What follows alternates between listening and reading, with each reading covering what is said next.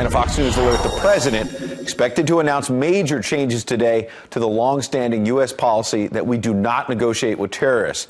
The administration will now allow families to pay ransom if their loved ones are being held captive. The move motivated by the deaths of several Americans killed while under ISIS control. But our next guest says the changes are not enough to save citizens from the terror group's brutality. California Congressman Duncan Hunter, a Republican, joins me now. Good morning, Congressman. Good morning. What's your biggest beef with the president's changes?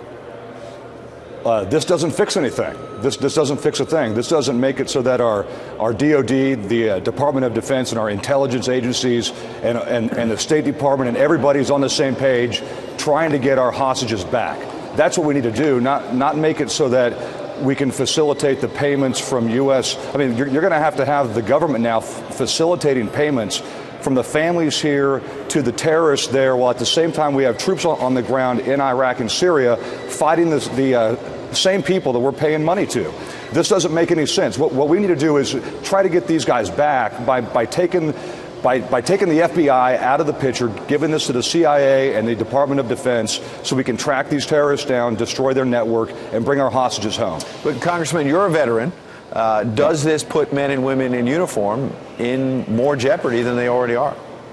It does, because it says we're going to pay money for you now, so you're worth something now. You're worth more captured now than you would be otherwise. It also makes it so that the money that we're going to be paying ISIS is going to be used to buy arms and to buy equipment to fight Americans and to fight the Iraqis. This is not the way to do it, and it's unfortunate because we tried to help the administration on this do the right thing and appoint somebody so we could start getting our hostages back. This wasn't supposed to be about allowing us to pay off the bad guys. This was supposed to be about us tracking down the networks and bringing our people home, which we haven't done yet. We haven't been able to do it. Congressman, wasn't this already happening behind the scenes? We know about some of the families, and they were in desperate situations. You can understand, if you put yourself in their shoes, that they wanted to negotiate with the terrorists. Again, right or wrong, they were trying to deal with their families being kept hostage. They were already negotiating, and the U.S. government knew that. You knew that. It was happening behind the scenes. Isn't the president saying, let's just come up with some rules of the road and put it out in the open? No. They were communicating. I would not say that they were negotiating. I mean, you have parts of the U.S. government and you have the families communicating with informants all the time on how to get their people back.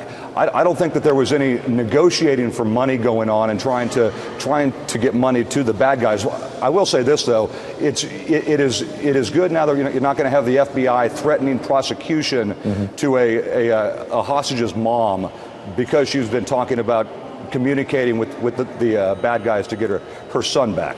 That's a good thing, but it's not going to solve the problem. Congressman Duncan Hunter, Republican of California, giving us your exclusive reaction to what is going to be a very controversial announcement from the president. He'll have a chance to speak in the next couple of hours. Thanks for coming on this morning. Thank you.